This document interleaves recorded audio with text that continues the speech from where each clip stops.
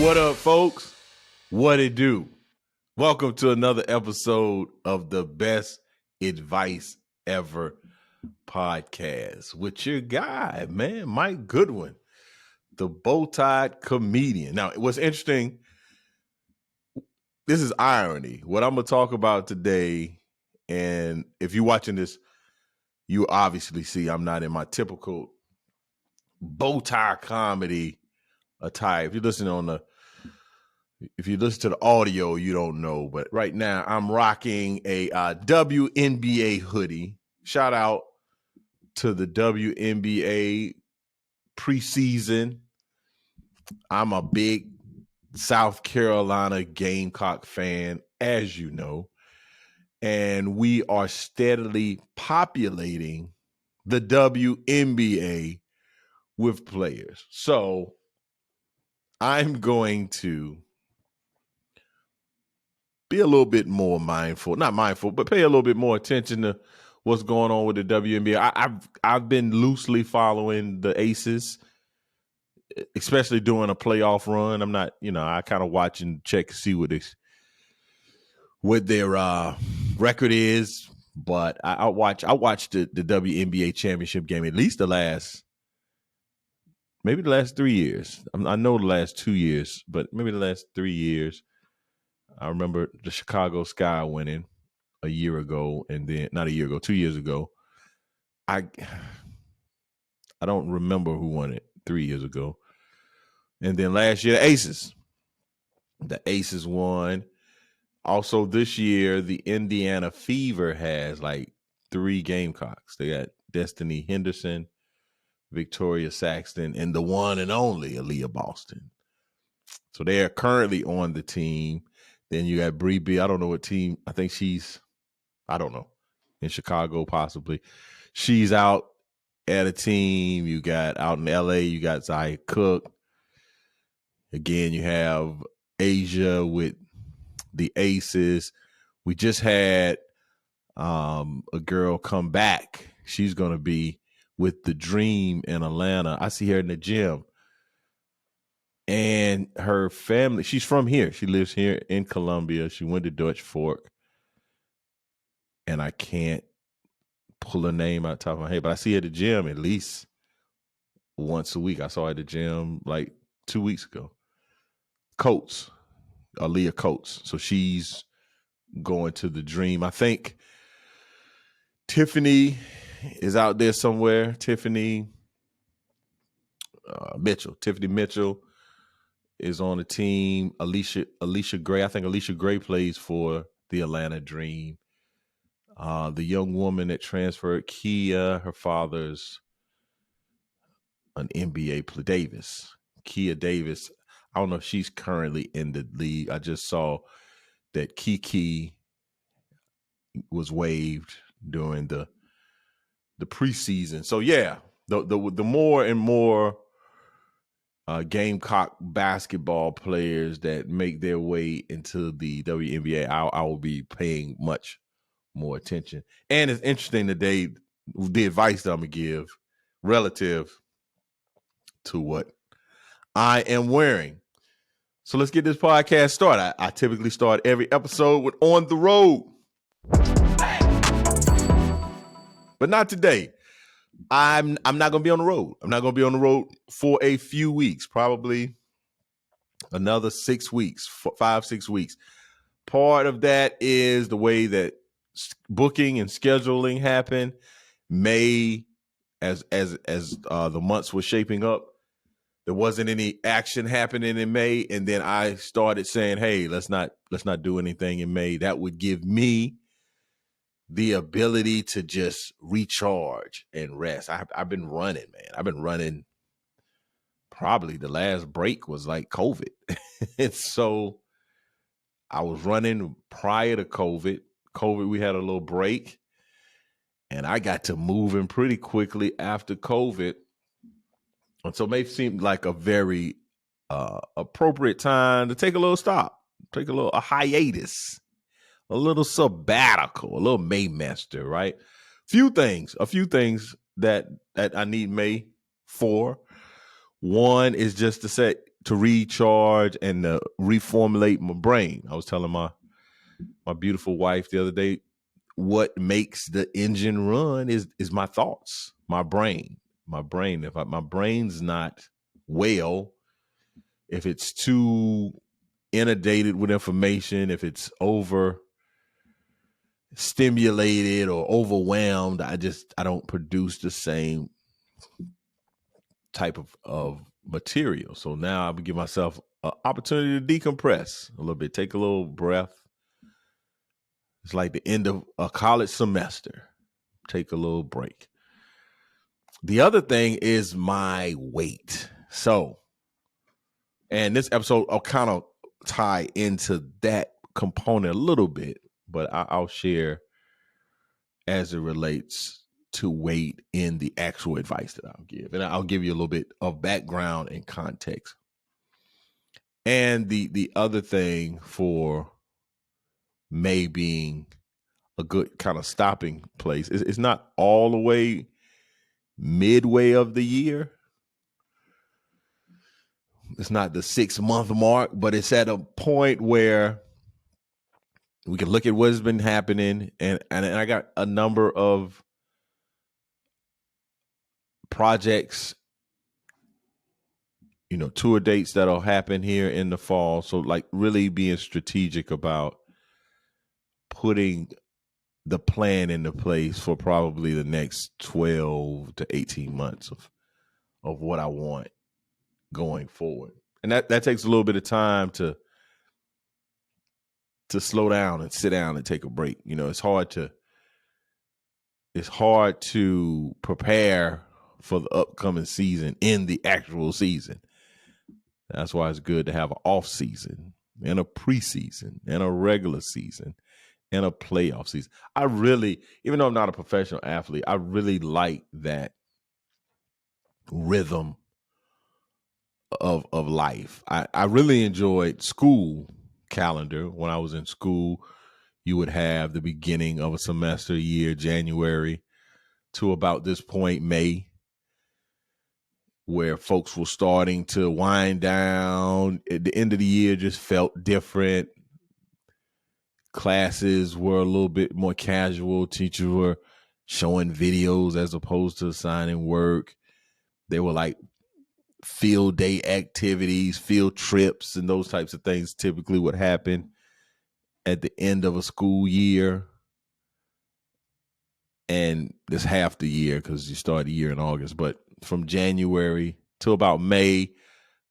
So then when I worked at the school, I would have June, July, and a portion of August pretty much for the summer. I think in that summer, I may take 2 weeks for a little vacation type deal, but I always had 2 weeks that I had to do for my reserve training. So that wasn't vacation. That was some humping, some work. And I would have typically the month of July that was just kind of for me to plan for the upcoming school year. Wasn't getting a lot of traffic into my office, even the campus, like all the teachers were going. There would be summer programs, things like that, camps. But for the most part, it would be a skeleton crew on campus, small crew of people. We run and get lunch together. Most folks would work to about 3 o'clock, 4 o'clock, and then they check out a little earlier than usual. And then August happens, and then you're back at it. You're kind of gearing up, and you're in the soup until about December. You get that little break in December. January starting again. So I enjoyed that rhythm, but I definitely enjoy kind of the attitude around a season.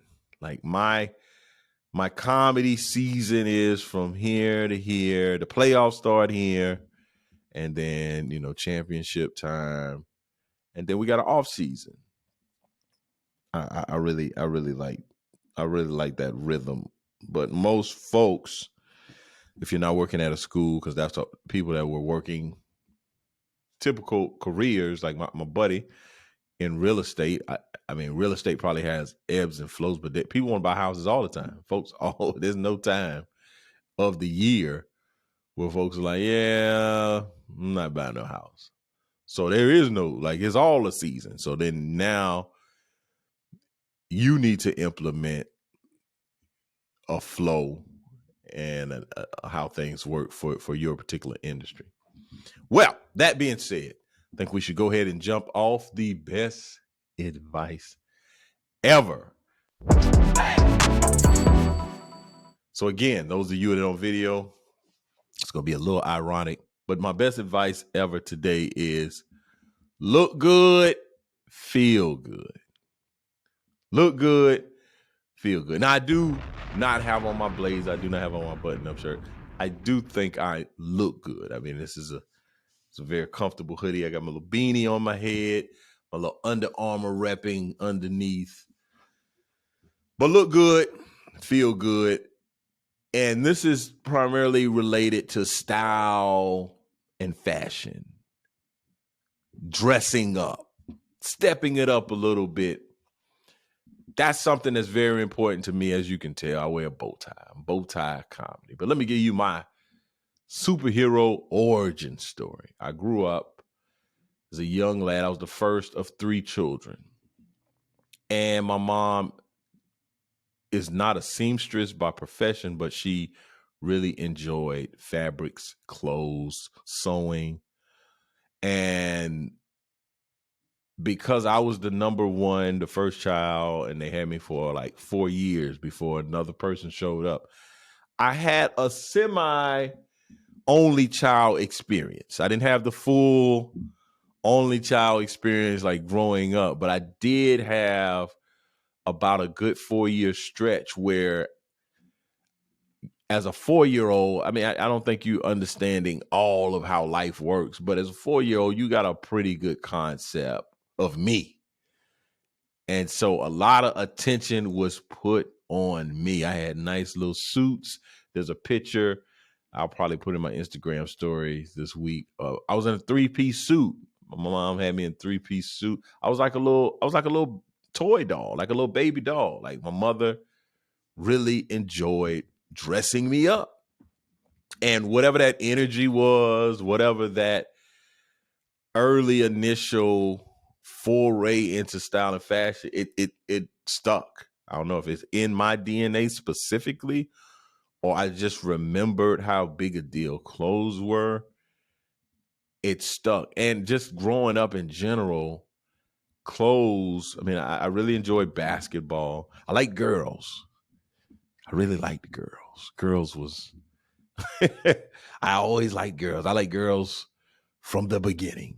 It was all the girls. I like the girls. Wanted to be with the girls.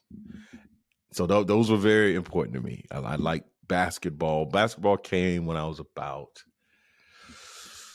12, 13, maybe even 14. Like I remember whatever. I need to go back and do the check. But I remember watching the NBA Finals. It was 88 or 89, basically when the Pistons beat the Lakers in that finals. They beat the Bulls to go to the finals. That was in the NBA Eastern Conference Finals.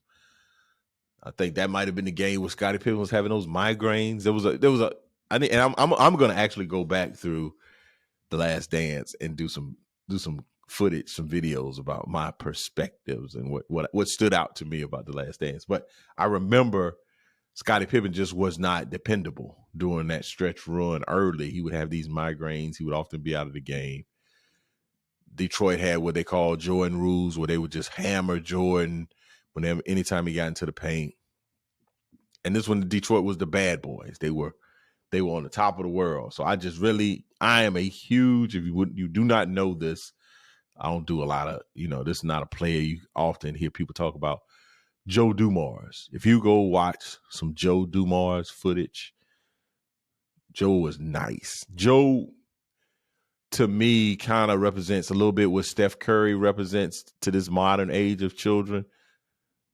When I was a kid, a guy like Joe Dumars seemed like a guy I could be. Like Joe Dumars wasn't super tall. He wasn't super athletic. He wasn't jumping from the free throw line. I just saw a guy that was like maybe my build, my size. Maybe Joe may be 6'3", but he looked like a smaller guy, and he could just go. He could just play, and so that resonated with me because again, I don't have this freakishly athletic build, and I can't jump out of the gym and catch the ball off the backboard type deal.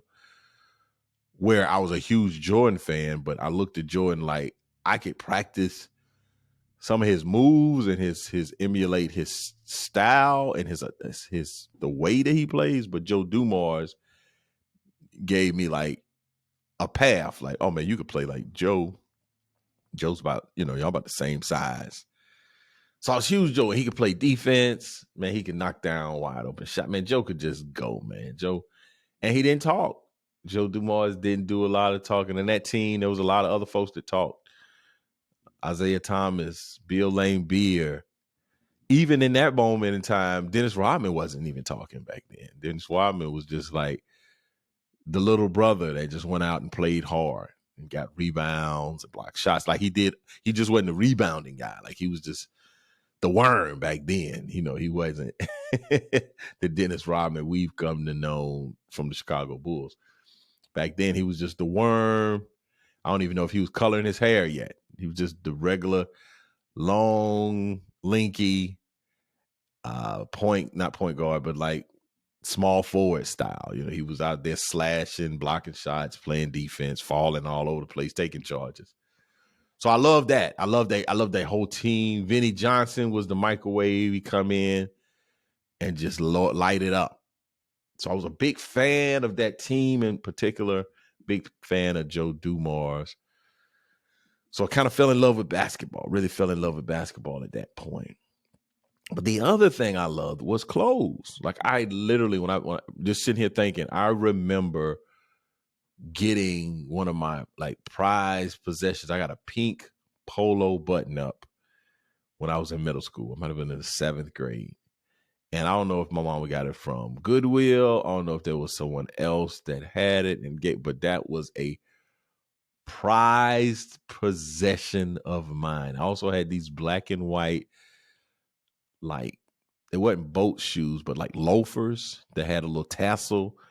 I got those from JCPenney in like the 7th grade. And I can remember wearing those shoes every day to school. I don't care what I had on. I had on these black and white. They were like Miami Vice, beach loafers. And I wore those jokers every day because I just always had the attitude, if I look good, I'm going to feel good. And then from there, I had a Bugle Boy shirt. I had this Bugle Boy shirt that I bought with my own money. There was a commercial back in the day. Guy standing on the side of the road. A woman drives by in this car. She hits the brakes. Skirt. Hey, excuse me. Are those Bugle Boy jeans you're wearing? And I don't know if he got in the car or not, but the jeans were bad enough to make her stop in this deserted desert. So clothes, man, I just always have had an affinity for fashion. Clothes. I'm a member of a black fraternity. Cap outside there. I love looking at the pictures of the brothers from like 1911 and 1915 and 1920. Like those dudes were in suits and derby hats. And I used to just be in awe of the fashion that these young guys were wearing back in the early 1900s as college students. These 19, 18, 20-year-olds in full-on suits. You didn't see suits, that style really started to change until maybe about the 60s, probably mid-60s, where you started to see more of the denim, polyester, where clothes became a lot more trendy and fashionable. But before that point, pretty classic suits. And I'm sure I can go back and look. There were probably some zoot suits or some examples of suits that were not the traditional classic suits, but suits were the main entree of the day as it related to fashion. And so that's just my vibe. I've always enjoyed putting on clothes, getting dressed up, having my personality shine through my appearance and my apparel. So today I not even challenge you, but I want to encourage you, because I know a lot of people, men, I'm talking men in particular, aren't big on dressing up for whatever the reason may be. One of the reasons I think is that men that have suits, they have like one or two suits, they're just ill-fitting. They bought the suit, it was for an event, it's for a dinner that they needed it, maybe a funeral, some type of thing that they needed a suit. They want to spend a bunch of money on the suit. They went and got this $99 suit or $200 suit, whatever the amount was, and they just wear it to everything that requires a suit. So it's just not a lot of customization.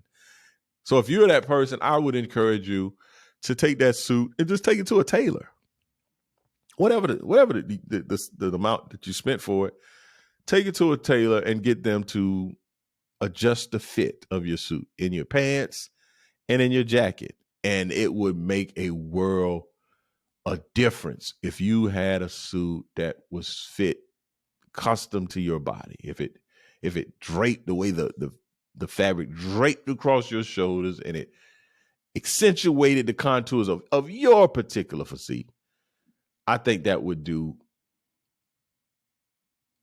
1,000%. I think you'll feel 1,000% more better in that suit than just getting the suit off the rack and ironing it and throwing it on and just having it look like waterfalls at the bottom of your suit. Or it just man, a suit that's ill-fitted, it just doesn't look well. I was watching the news this weekend. I got a niece that's a TV anchor, and there were a couple of guys. One guy in particular, he had on this jacket that just looked like it was his grandfather's jacket, and it just did not compliment him. I'm sure it didn't feel good being swallowed by this jacket. And so what I'm going to do going forward, I'm going to create this video series, because two things have happened to me a lot as it relates to fashion and style. One of two things will happen. Someone will see me and say, "Oh man, your wife must have picked that out for you." Let me say this, and there's no shade. I'm not being facetious. My wife doesn't buy me clothes. She just doesn't do it. It's too much to buy clothes for me. So she stopped. I don't know when she stopped, because she tried. She gave efforts. She tried, and she just couldn't figure out the puzzle. So she just relented. My wife, she's very hard working. When she faces a brick wall, she's at some point is like, I'm good. So she just stopped. Now she may give me a gift card to a particular place, but in terms of her going to a store, looking at clothing and bringing it home, it doesn't happen. And if it does happen, I've said, "Hey, could you grab this for me?" So my wife doesn't pick out my clothes. My wife doesn't dress me. My wife has never dressed me ever. What I typically wear is 100% inspired by what I think is fashionable. So that's number one. Number two is there's often, when I'm doing events, husbands, wives, dudes, people will often come to me and say either, number one, dudes will say, "Hey man, I wish I could go shopping with you." Or number two, wives would say, "I wish my husband can go shopping with you." So what I'm going to do, I'm going to create some videos do some videos where I will, hey man, give you some fashion tips, some style tips, some things that I've learned. And I've had quite a journey. Like I've hired a stylist. I've had customs. One of the biggest evolutions in my style. I didn't have a casual style for a long time. My casual style was me not wearing a tie. I would have on a suit, a shirt that was unbuttoned, no tie. That was me being casual. Me being casual is either me showing up with some dress shirt, some some slacks, and a blazer. I had no button-up shirts I could roll up the collar. I had no khakis, no knits, sweaters. I had nothing between